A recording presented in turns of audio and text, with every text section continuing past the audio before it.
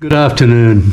Here in Portland it's 7 degrees, it's a bit cool, but as promised I was going to explain how to make the cart to go with the horse. This is the horse we made recently, and soon we'll have a cart made for him. Now the cart itself has got two major areas. There's the cabin and the chassis. So it's quite straightforward, and if you're interested. The cart is made out of plywood and pine. The two sides, as you can see, are cut, and it's basically a delivery cart, which was quite common in the 1800s.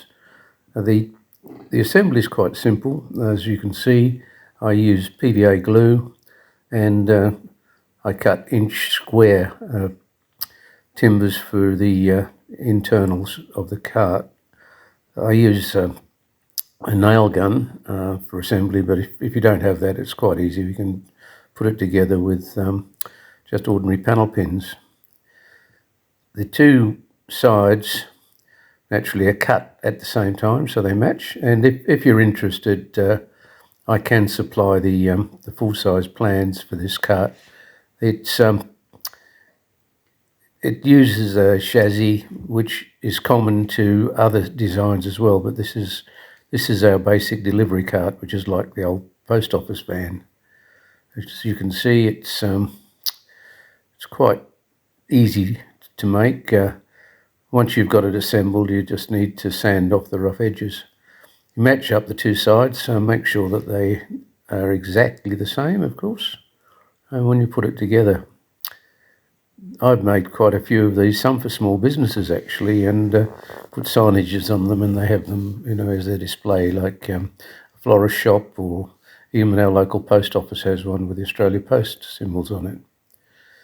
The cart is basically designed to fit the draft horse we made last time. So if you haven't seen that, look back on our previous YouTube. You can see the underneath of the cart. Again, we're using the same plywood, and it's just nailed on, pre-cut, of course. And once the glue dries, you sand and round the edges. The cart has a kickboard at the front, and also a section at the top for putting signage on. This is the roof of the cart. Once it's together, you just sand and paint. Very straightforward. I made this originally probably 20 years ago, and it's quick. That's what I like about it, and it's simple, but it's quite nice to look at. You can see the rough edges have to be sanded, and to get it ready for painting. The cart itself is quite presentable for all sorts of displays and business, or as a toy. You see now the signage can be put on this front panel, and again, we're using the nail gun. Is quick and easy, but it's not necessary, of course. This is the kickboard at the front. Sometimes I actually put a seat in there, and not in this particular YouTube, but I carve a man to sit in there, so you've got a delivery guy. I remember as a kid, we used to have bread being delivered for the chap with a cart like this, and also the butchers, but that's going back into the 50s, which is a different world.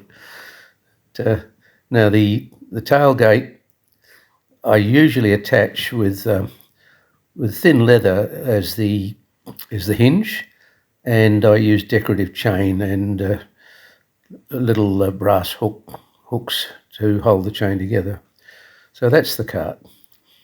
Now the chassis is a different animal, of course, and The chassis got an advantage in that you can use this same chassis design for different carts. If you have the basic chassis, you can use it for open carts or even a brewer's dray if you're that way inclined.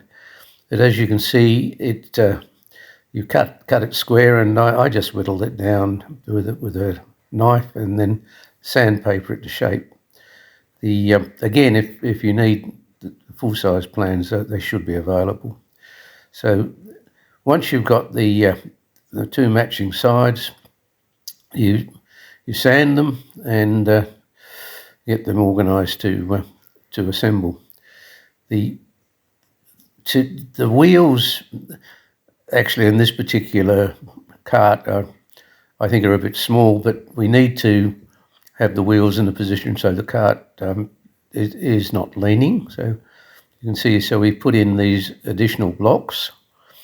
I'm not trying to get this to be an accurate model. This is just basically a toy, even like the draft horse. It's not an accurate thing, but it's a representation. The front and back steps, you measure those so that they fit, and then you have to align them on the cart. Now, this is where you've got to be careful that you want the horse to fit between the shafts.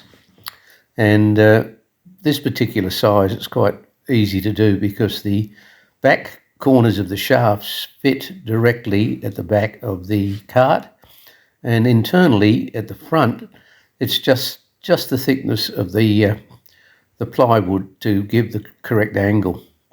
And then you can fit the steps, the back step and the front step, which will then get the angle correct for the cart so it fits the horse. Again, it's using the old PVA glue and the trusty nail gun, which is quite easy, but you don't really need it. It's just convenient. Actually, we had to cut out the sound in this because the compressor kept cutting in. So there you can see it's fitting that together. It's quite simple, and once that's done, it's pretty well nearly there. And as I said before, the chassis can be used for different models. You can make a sulky or a brewer's dray or butcher's cart or whatever. But this is the basic one. I've done several. No, even a gypsy caravan, which is using curved plywood on the top, which was interesting. So that is the chassis assembly. As you can see, it's quite sturdy, and then there's this block which has to be cut to fit in, and that's where the axles are screwed in, so the wheels are attached. So that's the basic assembly for the chassis. Now we come to the problem of the wheels. I was quite fortunate that I managed to get some very old wheels and had them cast in aluminium, but unfortunately that company no longer exists, but I do still have some. It's certainly quicker and easier than making a wooden wheel. The wooden wheel like this is much more accurate, and if you've got the time, it looks better, and you can make it whatever size you like. But that's something, if people are interested, I could do a YouTube on how to make wooden wheels. Meanwhile, the aluminium wheel is suffice for this particular project. Now, the chassis, as you can see, fits the cart quite well, and I usually paint the chassis or stain it timber colour. The axle block is black, and you can see there the back flat door is ready to fit. So now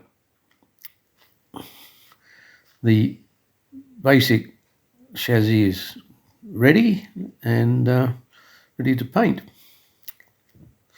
And there it is, magic, painted, ready to go. I just use a teak stain, and And the axle block, I use just black spray paint. You can see the wheels, I've painted those red. It probably looks better if you put a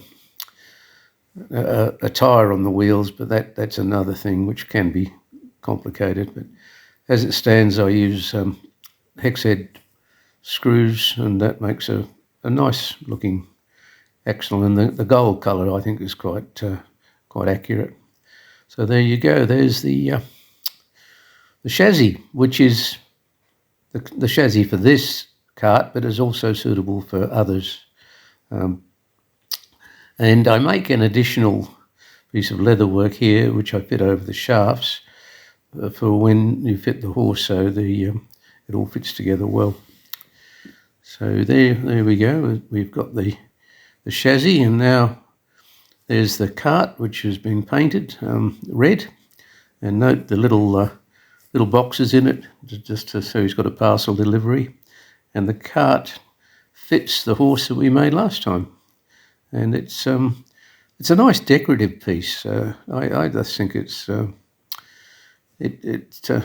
quite sturdy, and people just like to have it to remind them of the past. You can see there we have the horse and the cart with the boxes, and you can do whatever colour you like.